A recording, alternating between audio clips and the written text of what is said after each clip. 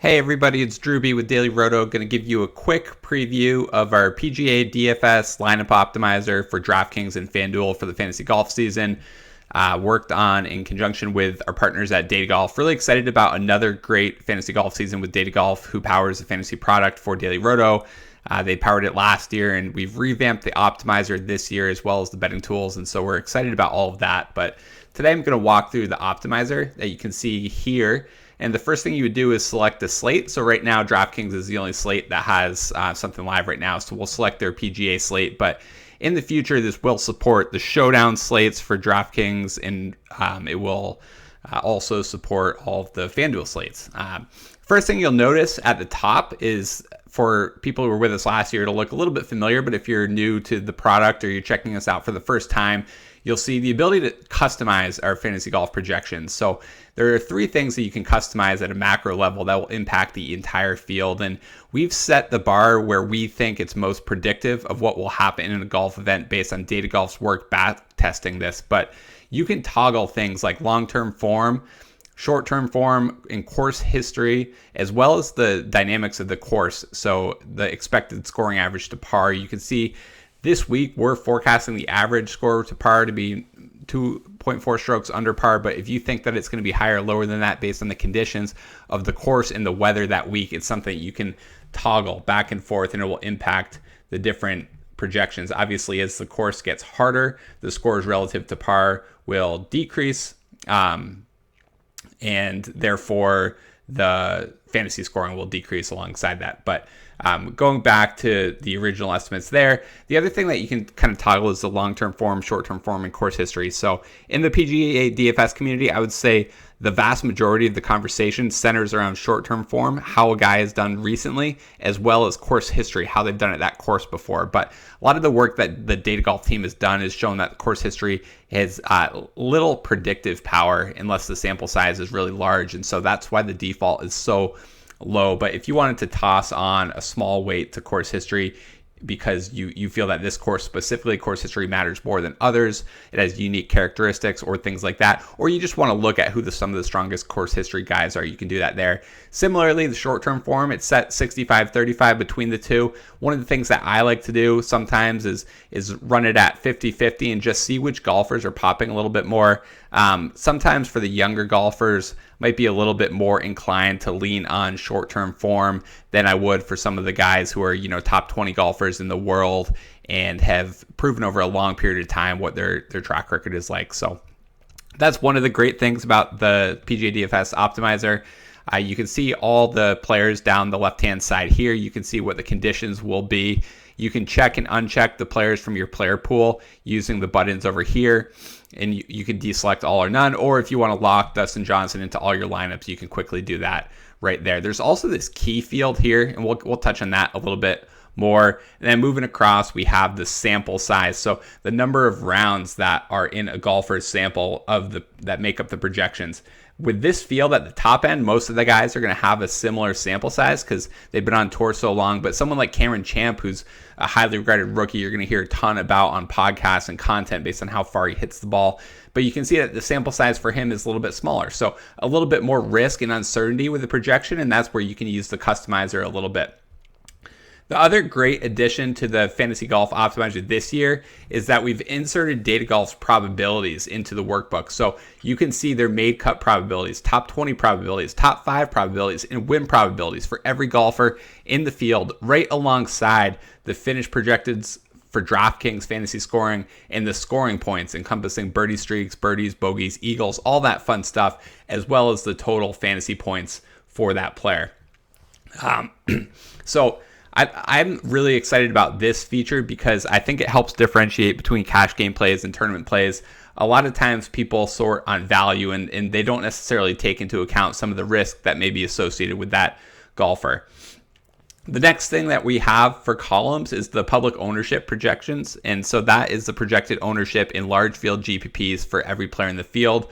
Right now, it's early in the week, so we don't have this updated. It's just showing a flat mark, but you will see updated ownership projections for every golfer for every tournament this year, and that's a really important thing for tournaments. One of my favorite things for tournaments is to compare the public ownership projections to the top 20 probabilities and try to identify leverage plays, especially for some of the lower ranked golfers in the field where sometimes ownership congests on a guy who might still be likely to miss the cut. The exposure percent column lets you toggle the individual exposure that you would have to any given player in the field. So if you're running a big lineup set and you want to make sure that at most your lineups have 50% of Dustin Johnson, then you can do that in the exposure percent column. And then the boost column allows you to increase or decrease the projections associated with the player. And so you can enter the numbers there to toggle the projections up or down based on the number of fantasy points that you want to increase it. It's a quick way to increase the percentage of maybe you're not getting enough of a certain player, a certain golfer that you really want in your lineups when you run your first set of builds.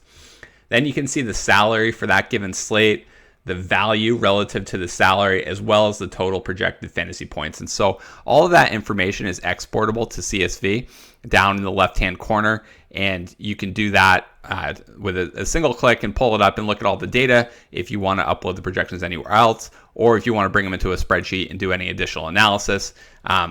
But you can do a lot of stuff within our optimizer as well, and some of this stuff I'm really excited about. So opening up the settings tab, the first thing we have is the run settings.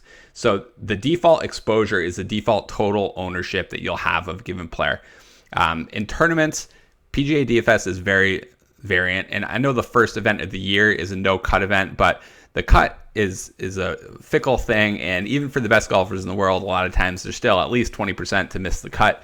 So I usually don't take huge stands on a given player unless it's a certain unique field dynamic. So for this event, I might say that the most I want to have of any player is 50% exposure to them. The next segment lets you control the number of unique players per lineup. So if you just have it set at 1, the default, then it'll go through all the optimal lineups, just swapping in, the next best player or the next best combination. And sometimes that can lead to a lot of overlap of your lineups and really clustered. This approach is something that some of the best PGA DFS players or some of the highest stakes players do, taking strong stands, but it's also something that can lead to boom or bust results. And so if you don't have the bankroll to withstand that, a lot of times it's better to get a more diverse player pool so you don't self-compete with too many of your lineups. So I typically will run this at either 2 or 3 unique golfers per lineup, depending on how many lineups I'm going to build and what type of roster construction I want to use, and whether or not I'm doing a MME 150 lineup set or I'm doing it for 3 max. But we're going to run this one at 3. The next run setting is the shuffle setting, and this is technology that we've rolled out for football. It's been really impactful for me in Showdown, getting a diverse player pool and some exposure to low-owned guys, and I'm really excited to test out the shuffle feature for the PGA DFS season. What shuffle does is it provides you more or less a random sampling of some of the top lineups, giving you a little bit more diversity of your player pool and a little bit less cluster in your lineups. And that's one of the things that is a struggle sometimes when you use optimizers is you might control your exposure to players, but you might, at the end of the day, you find out all of your Dustin Johnson is lumped with Bryson DeChambeau and all of your John Rahm is lumped with Gary Woodland. And you actually want to have that mixed and matched a little bit more. And so the shuffle feature should help you accomplish some of that.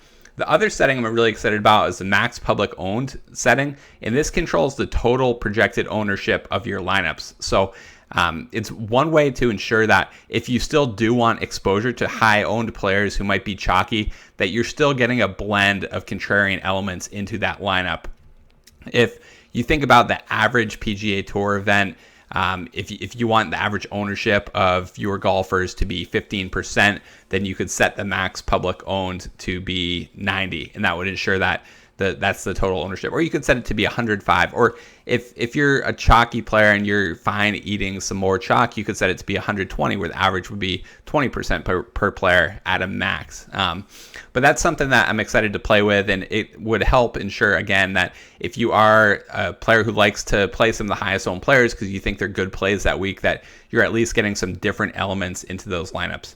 The next setting is where you can set the desired number of lines or lineups that you want to have. So I'm going to run 150 lineup set here, click save, and you can also set the min and max salary.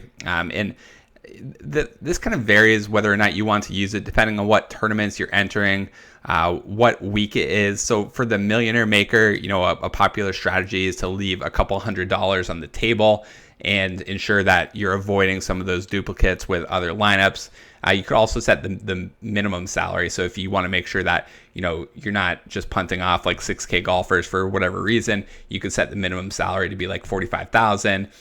This week is a field where if I was running 150 max set, because it is a small field event with a no cut, I do think there are going to be a ton of lineups, 80, 90% that use within $200 of the full salary cap. And I think that with the kind of way that this event is set up and works out, I think that there's plenty of merit to leaving some salary on the table in MME. So I'm going to set my max at $49,700. But I would say that with the max public owned field, once we have live ownership projections, the need to set a max salary isn't quite as high as it was before, because you're going to ensure that you're getting contrarian lineups and avoiding duplicates via whatever you set this configuration at. And so the salary is just another level there. But because we don't have the ownership projections and I'm running a basic lineup set, we're going to kind of leave that at $49,700. The next thing is the minimum constraints, and this is new this year. Really excited about this, and it makes it really easy to whittle down your player pool to kind of high quality golfers in a full field event. One of the things that is tough about fantasy golf is the cut, and it's really hard to generate lineups that are getting 6 of 6 golfers through the cut. We don't have to worry about that this first week, but a lot of weeks, the best lineups that we can build have between 10 and 20% chance of getting all 6 golfers through the weekend. And you really need that to compete in tournaments, as well as having the winner in your lineup. So the minimum constraints will be a great feature that allows you to easily filter your player pool down to guys that have a high likelihood of making the cut, finishing inside the top 20, finishing inside the top 5, or even winning the event.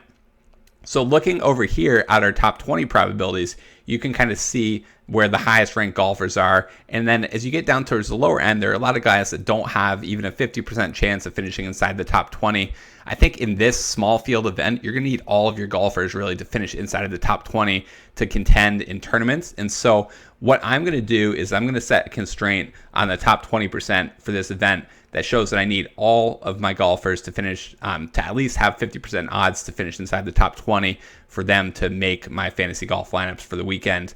But you can do it with any of them. And I think in the full field events, what I usually would like to do is you could either set it at made cut probability. So maybe you want them at least 50% to make the cut. Or one of the things in large field tournaments, I think all 6 of your golfers need to finish inside the top 20. And I usually cut it off at guys who are at least 20% odds to finish inside the top 20, maybe 15% if I'm feeling, like I want a really wide, diverse player pool at the cheap end because I'm loading up on one guy up top. But for the most part, I'm going to lean heavily on this minimum constraints to control my player pool this year. And then you can control the view angle here. So those are some of the basic settings that you can do. You can also control your own groups. And so you can create a group either via the groups button, or if you want to create a group for an individual golfer, you can do it from the key to the left of their name.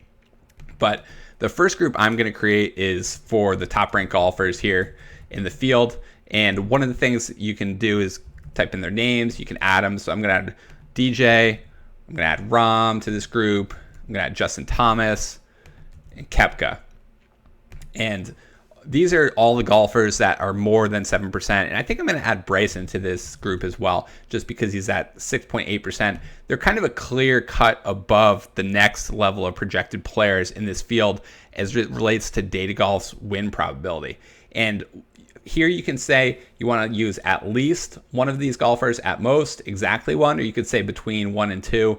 I'm going to say that I want all of my lineups to have at least one of these top ranked golfers in this field. And I think that is a good way to go about building some of your lineups and making sure that all of them have reasonably high win probability.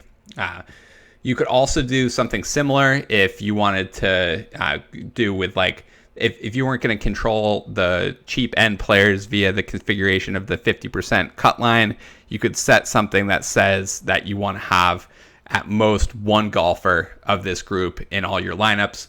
One of the other things I like to do is if it seems like there's going to be overwhelming chalk in a given week, so I'll set a group for chalk, and I'm going to say that Cameron Champ is going to be in that group. I'm going to say that Tony Finau, he's not getting in the field. Maybe Rory at his price. And I'm going to say that I want at most one of these chalk players to be in a lineup, or at most two. A lot of times using the public percent column, you can kind of see that pretty easily. And I think that's a nice way, again, to make sure that if you are playing chalk players, you're not loading up too many of them in a given lineup. So that's some of the basic stuff you can do there. You then click Run the Optimizer.